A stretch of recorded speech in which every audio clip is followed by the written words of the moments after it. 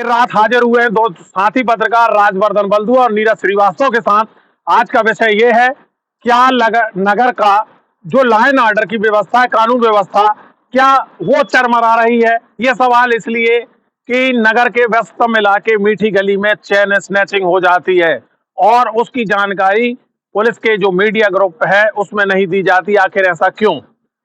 इसी मुद्दे पर विश्लेषण करने के लिए पहला सवाल राजवर्धन बल्दुआ जी से। बल्दुआ जी, कैसे देखते हैं चेन स्नैचिंग जैसी वारदात हो जाती है और पुलिस का जो प्रेस का जो मीडिया ग्रुप है उसमें कोई जानकारी नहीं आती, आखिर मामला क्यों छुपाया जा रहा है? देखिए, पिपरिया पुलिस की बड़ी बलिहारी है और खासकर मंगलवारा पुलिस की बहुत बलिहारी है।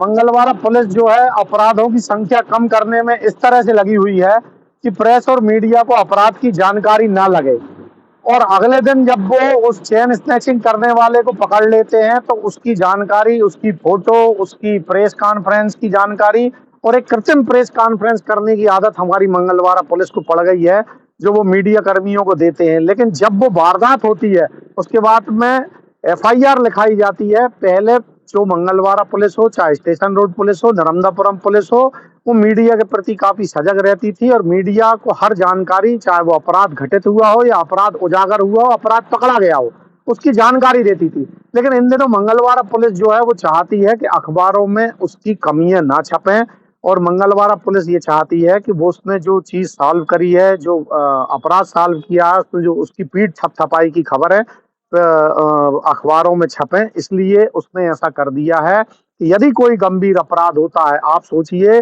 कि मीठी गली जैसे क्षेत्र में चेन स्नैचिंग हो जाती है, एक महिला के गले से दो युवक चेन छुड़ा कर ले जाते हैं, लेकिन इस बात की जानकारी मीडिया से छुपाई जाती है जिससे कि अपराधों की संख्या को कम आंका जा सके, कम किया जा सके। जनता को या जनप्रतिनिधियों को या पुलिस के आला अधिकारियों को ये बात पता ना लग सके कि यहाँ पे अपराध घटित हुआ है। अगले दिन अपराध को तुरंत पकड़ लिया जाता है, इतनी आसानी से पकड़ लिया जाता है।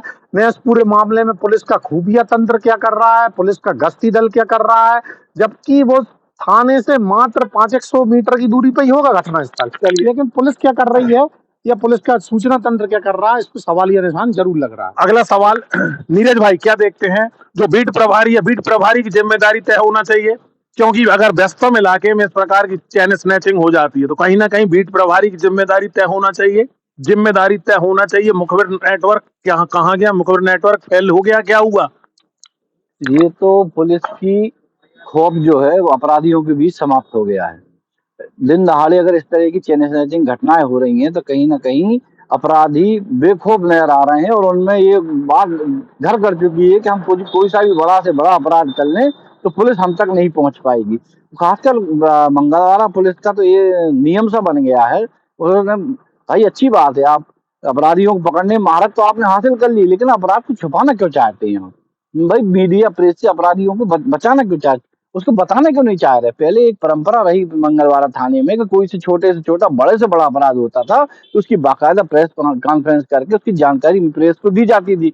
उस प्रेस कॉन्फ्रेंस के जरिए प्रेस बुलाया जाता था, पत्रकारों से संवाद भी किया जाता था। लेकिन पिछले कुछ वर्षों से संवाद भी बंद हो गया, जानकारी देना भी बंद हो गया है। अपराधों को तो भाई आप रोक नहीं पा रहे हो, दिन दहाड़े अपराध हो रहे हैं। थाने के सामने भी चोरी हो चुकी है, सिलाई चौक पे चौकी बनी, वहां भी चोरी हो चुकी है।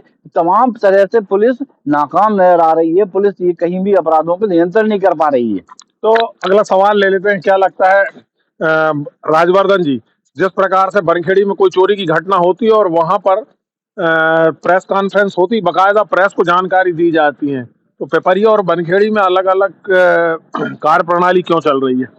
देखिए, पिपरिया जो पुलिस है वो अपने मनमाने तरीके से काम कर रही है, और बनखेड़ी में हमने आज देखा एक चोरी की घटना हुई, वहां पर एसडीओपी ने बकायदा प्रेस कॉन्फ्रेंस करी, बकायदा वहां पे जो मशरूका जब्त किया गया था मशरूका प्रेस के सामने रखा गया और सवाल जवाब का दौर चला।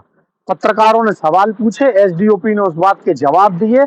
अगर सही कार्रवाई आपने करी है तो आप कृत्रिम प्रेस कॉन्फ्रेंस क्यों करते हैं? पिपरिया की मंगलवारा पुलिस जो है वो कृत्रिम प्रेस कॉन्फ्रेंस करती है, खुद ही अपना एक बाइट जारी कर देती है, खुद ही एक वीडियो जारी कर देती है, खुद ही एक फोटो खींच लेती है, खुद ही अपराधी को नीचे बिठा के एक फोटो खींच लेती है और एक लिखा लिखाया प्रेस नोट जिसमें आला अधिकारियों को श्रेय देना, नीचे के उन्हीं कर्मचारियों को श्रेय देना जो हर प्रेस नोट में नीचे दिखता है कि फलाने कर्मचारियों ने इसमें अच्छा काम किया, पकड़ने में इसमें मदद करी है।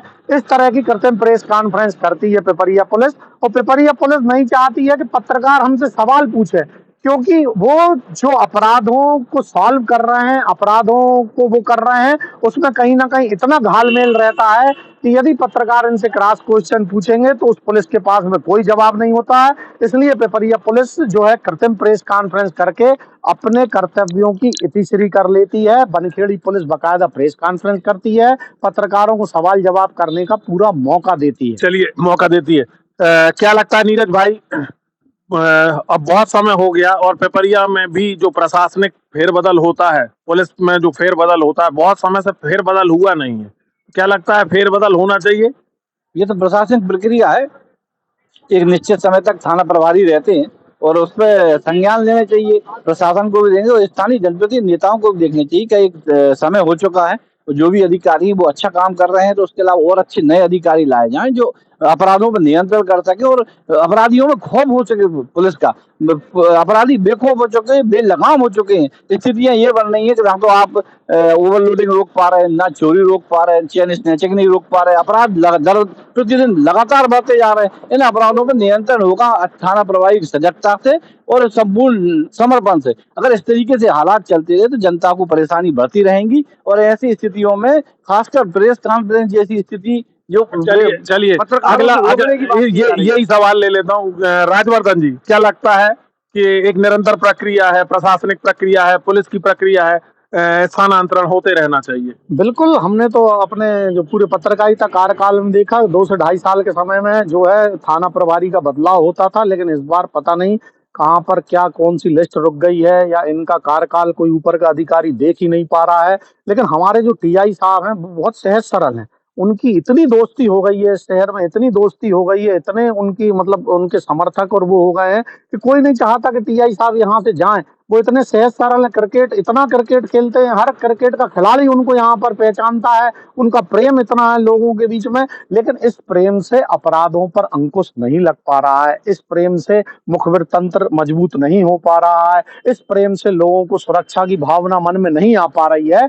तो ऐसे समय में अधिकारियों को आकर पदस्थापना का समय और ये सब चीजें आला अधिकारियों को देखना चाहिए और जनप्रतिनिधियों को, जैसे नीरज भाई ने कहा, कि बदलाव करना चाहिए। टीआई साहब से जो उनका प्रेम है हमारे जनप्रतिनिधियों का, इसको विमुख रख करके जनता की सुरक्षा की भावना सबसे पहले होना चाहिए। और यदि बदलाव की जरूरत है तो बदलाव हो, और यदि कड़कता की जरूरत है तो हमारे यही टीआई साहब हैं, बढ़िया कड़कता से काम करें और लोगों को सुरक्षा की भावना जनता के बीच में पैदा करवाएं कि चेन स्नैचिंग जैसी घटनाएं अगर महिलाओं के गले से व्यस्ततम मार्केट में यदि होने लगेंगी तो टीआई साहब को अपनी सहजता सरलता एक तरफ रख करके पुलिसिया डंडा उठा करके लोगों को सुरक्षा की भावना लोगों में पैदा चलिए, धन्यवाद करेंगे दोनों साथी पत्रकार नीरज श्रीवास्तव और राजवर्धन बल्दुआ का। दोनों का विश्लेषण आपने सुन लिया। उनका दोनों का साफ तौर पर यह कहना था कि अगर कोई नगर में कोई अपराध घटित हुआ है तो उसको उसकी जानकारी फिर पुलिस द्वारा प्रेस को मुहैया करानी चाहिए और लगातार जो आपका मुखबिर नेटवर्क है उसको मजबूती से कार्य करना चाहिए, जिससे लॉ एंड ऑर्डर मजबूत हो सके। हमें दीजिए इजाजत, जल्द किसी नए विषय को लेकर आपके बीच में हाजिर होंगे। तब तक के लिए दोस्तों, नमस्कार।